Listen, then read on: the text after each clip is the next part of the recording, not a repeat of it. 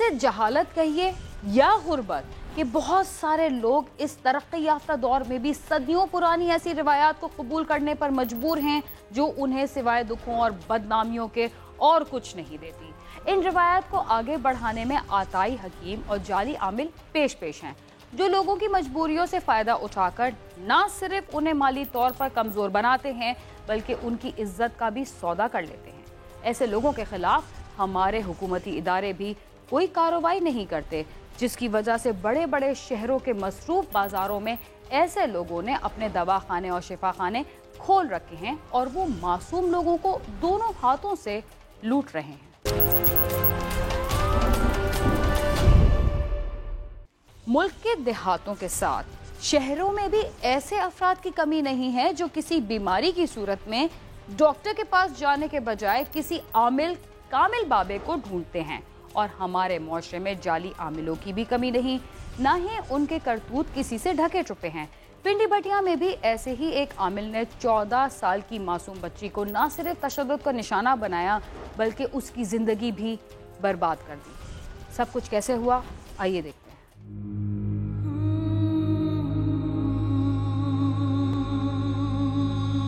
हाफजाबाद की तहसील पिंडी भटिया के गांव कोट सरवर का रहायशी गुलाम अब्बास मेहनत मजदूरी करके अपने कुंबे का पेट पाल रहा था। उसकी 14 साल बेटी बल्कीस किसी जहनी मर्ज में मुब्तला थी। ताहम घर वाले और गांव के रहायशी समझते थे कि उस पर जन्नत का साया है, जिसकी वजह से गुलाम अब्बास और उसकी बीवी हफीजा बीबी उसे मुख्तलिफ आमलों के पास लेकर जाते रहते थे, मगर उसका मर्ज दूर न हुआ। एक रोज किसी ने गुलाम अब्बास को बताया कि कस्बा जलालपुर भटिया के गाँव टाली गुराया में एक पीर है, वो तुम्हारी बेटी का इलाज कर सकता है। जिस पर गुलाम अब्बास अपनी बेटी को लेकर टाली गुराया में पीर नौशो के पास गया। नौशो ने उन्हें अपने कमरे में बैठा दिया और खुद लड़की को जिन निकालने के लिए तहखाने में ले गया, जहां 2 घंटे रखने के बाद उसे 3 दिनों बाद फिर आने को कहा। बीमार सी सिकना 2 पीर को ले गए, उत बच्ची मेरी ठीक नहीं आई। सन किसी बंदे ने दसिया भी नौशो पीर टाली गुराया, उत्थे ले जाओ। वो सारा इलम जानता है, वो बाहर दी चीज़ां जड़ियां वो कट देता है। सर मैं जदों उत्थे लैके गया, सानू अपने जिथे बहंदा सी तहखाने च उत्थे सन पा दिता है। 4-5 जी करते गए सन नाल। जदों उत्थे वो घंटे डेढ़ पिछू बच्ची आई, बच्ची रोंदी आई। बच्ची को पूछया मैंने, बच्ची को मैं पूछना कि बल्कि तुहानू की गल बनी है, क्यों रोंदी है? मैनू उन्हें मार देना है। इस तो बाद गड़ बच्ची गल नहीं सी करती। सर दम करा के आ गए। अगली बार गुलाम अब्बास और उसकी बीवी फिर बेटी को लेकर वहाँ गए तो नौशो बच्ची को फिर तहखाने में ले गया। ये सिलसिला इसी तरह चंद माह तक जारी रहा। उन्हें आख्या सी भी दोबारा लैके उन्हें कल या परसों लैके आ जाना। सर दोबारा लै गया, दोबारा भी साढ़े नाल उन्हें एक गल की है भी बच्ची ना साइड ते मैं दारा भरना है।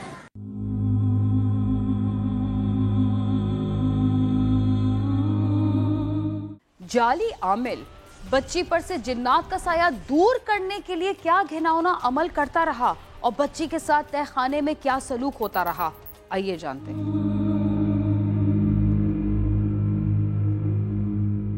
एक रोज हफीजा बीबी ने अपनी बेटी में चंद मखसूस तब्दीलियां महसूस की तो वो उसे डॉक्टर के पास लेकर गई, जिसने बताया कि बल्कीस हामला है, जिस पर पूरे घराने पर क़यामत टूट पड़ी। 4 बार गए मसलन उसे ज़्यादती की है, मसलन नाम्बल हो गया।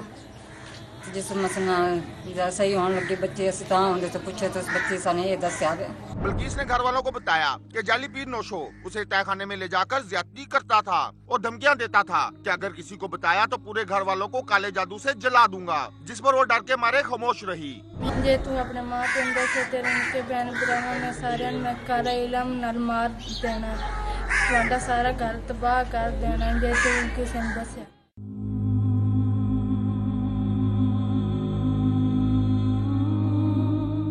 ढोंगी पीर ने बच्ची पर क़यामत ढाने के साथ उसके वालिदैन को भी मकरूज बना डाला। आइए देखते हैं कि बच्ची के वालिदैन का क्या कहना है।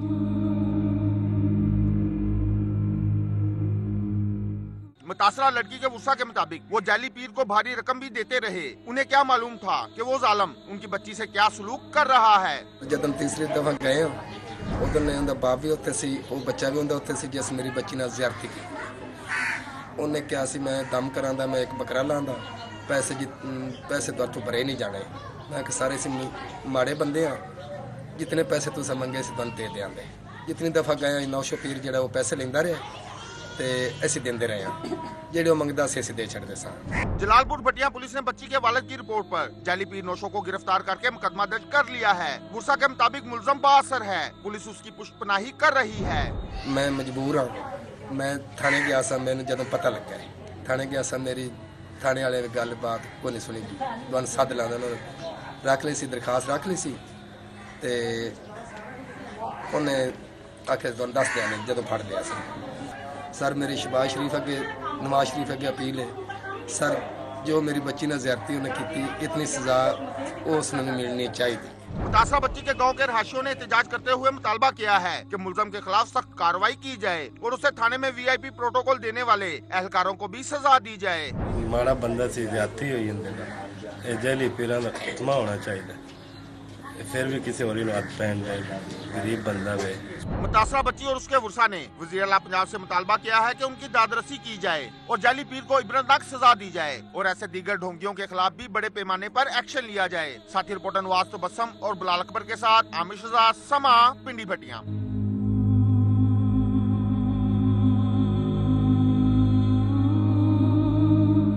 प्रोग्राम क्राइम सीन में वक्त हुआ एक मुख्तसर से वक्फे का, तब तक आप समा के साथ ही रहिए।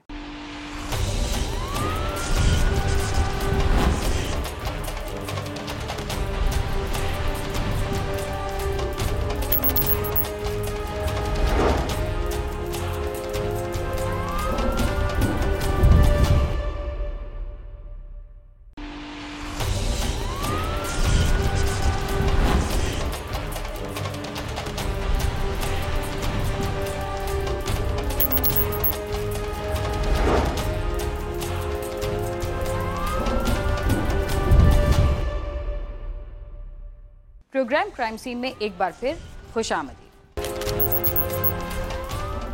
कभी कभी घर जाने की जल्दी आपको घर नहीं बल्कि अस्पताल पहुंचा देती है और इसकी वजह होती है गाड़ियों की तेज रफ्तारी। ये गाड़ियां पुरानी हों तो मजीद मुसीबत का सामना करना पड़ता है, मगर कुछ लोग तो ड्राइविंग के बुनियादी उसूलों से ही वाकिफ नहीं होते। इस्लामाबाद से नईम जंजुआ हमें यही बता रहे हैं।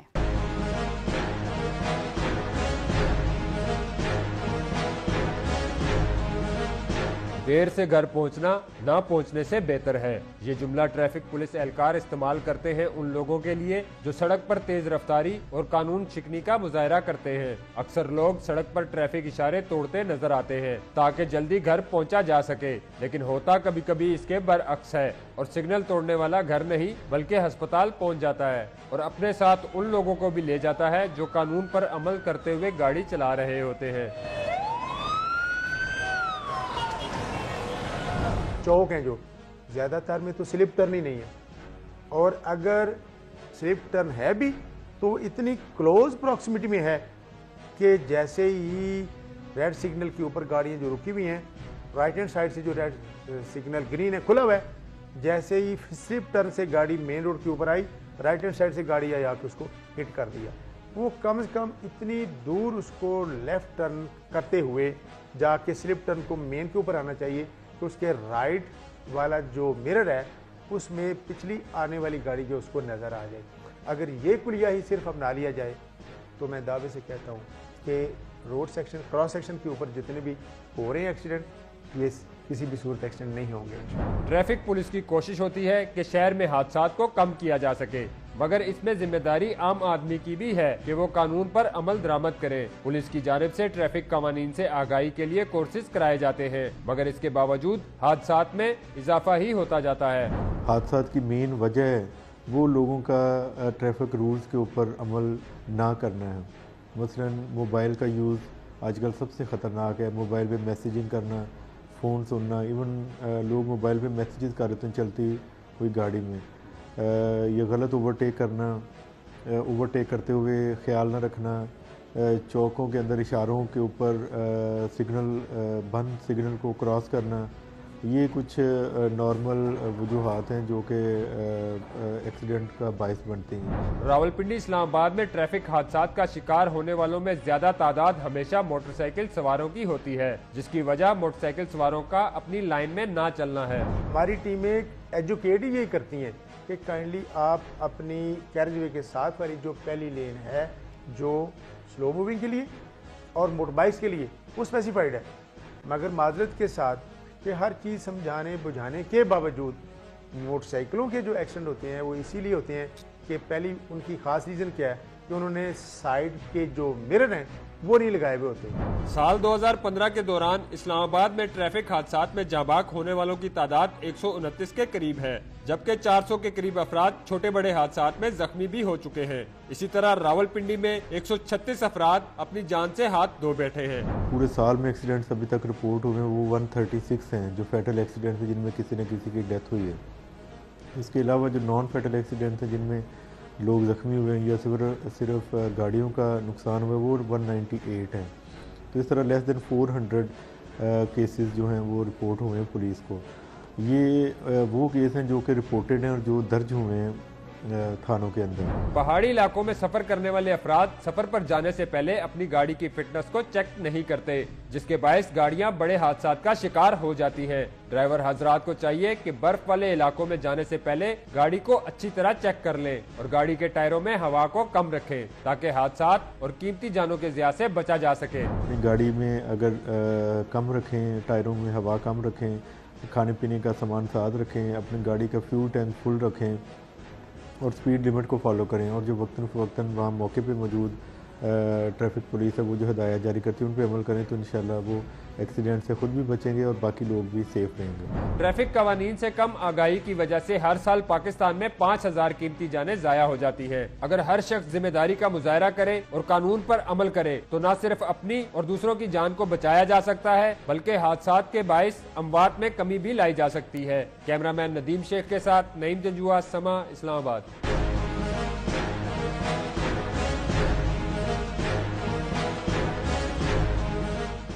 धोखाधड़ी और नौसरबाजी के कई वाक़यात आए रोज हमारे सामने आते रहते हैं, मगर धोखा देने वाले ये नहीं जानते कि हम जिसे धोखा दे रहे हैं वो किन हालात से गुजर रहा है। कराची में एक ऐसे शख्स के साथ इंश्योरेंस के नाम पर धोखा हुआ जो फालिज के मर्ज में मुब्तला होकर बिस्तर से जा लगा और आजकल कसमा पुरसी की जिंदगी गुजार रहा है। दुख की बात तो ये है कि उसे बेवकूफ़ बनाने वाले एजेंट का आज तक कुछ पता नहीं चल सका।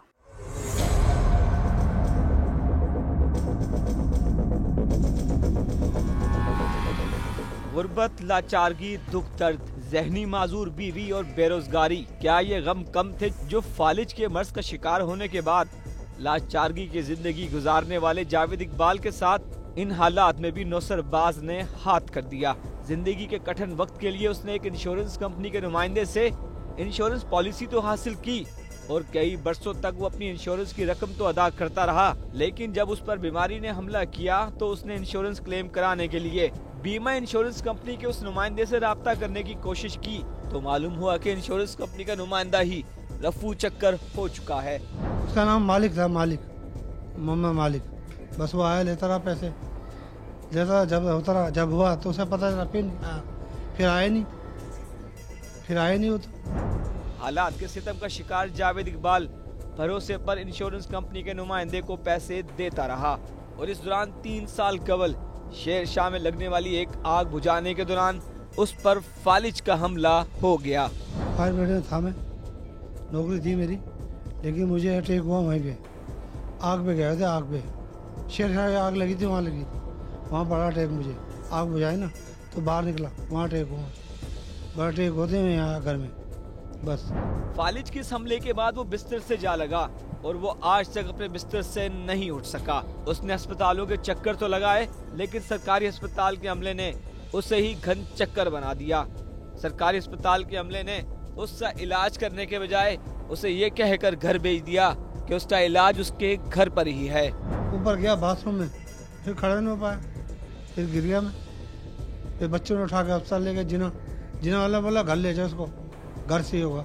फिर गया आवासी ने बोला जाओ उसको लेके घर, ये महंगा इलाज है। तो भाई क्या महंगा है, कम देखो तो सही, कुछ देखा है नहीं इन्होंने। बोले जाएं आप घर पे इलाज करें, देसी नुस्खा है। बीमारी के बाद जावेद इकबाल ने उस इंश्योरेंस कंपनी के एजेंट से भी राब्ता करने की कोशिश की तो मालूम हुआ कि उसकी बीमारी का सुनते ही मज़कूरा एजेंट अपना मोबाइल नंबर ही बंद करके गायब हो चुका है। बीमारी के आलम में उसके साथ धोखा हो गया जो उसके लिए क़यामत से कम नहीं था। वो दिन है और आज का दिन है।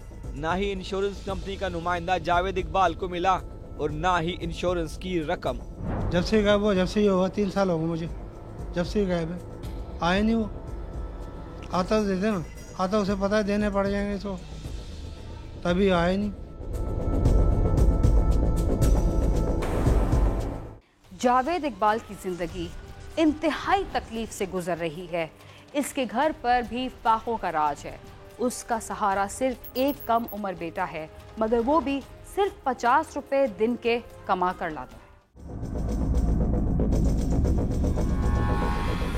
जावेद इकबाल के घर वाले कस्मपुरसी की जिंदगी गुजार रहे हैं। उसकी बीवी गुज़िश्ता साल जवां साल बेटे के इंतकाल के बाद हवास खो बैठी है और जावेद इकबाल फालिज की बीमारी के बायस बिस्तर पर पड़ा है और इसके छोटे बच्चे भूख व अफलास का शिकार हैं। जावेद इकबाल का कहना है कि उसका 10 साला बेटा मैकेनिक की दुकान पर काम करके रोजाना 50 रुपए कमा कर लाता है, जिसके बाद उनके घर में कुछ दाल रोटी बनती है और कुछ लोग उन्हें सत्ता खैरात देते हैं, जिससे उनके घर का चूल्हा जलता है। यकीन फितरत देते हैं लोग, अल्लाह माफ करे। बस खा रहे हैं, छोटे छोटे बच्चे हैं, बस गुजर रही है हमारी, बस यही गुजारा है। अल्लाह चलाता है, अल्लाह बड़ा बादशाह, अल्लाह ने वादा किया कोई ना कोई तो करता है। आप मेरी बीवी को जाके देखें, आप ऊपर जाके देखें सही, आपका दिल मानने वाले वाकई यार। फालिज के हमले का शिकार जावेद इकबाल आज भी कस्मपुरसी की जिंदगी गुजार रहा है। उसका कहना है कि अब वो अपने बच्चों की किफालत नहीं कर सकता। उसने खुदा तरस लोगों से अपनी मदद की अपील की है। जावेद इकबाल और उसका खानदान मुफलिसी की जिंदगी गुजार रहे हैं और बीमारी और इस दुख की घड़ी में वो किसी मसीहा के मुंतज़िर हैं। कैमरामैन खालिद शेख के साथ सालिक शाह, समा, कराची।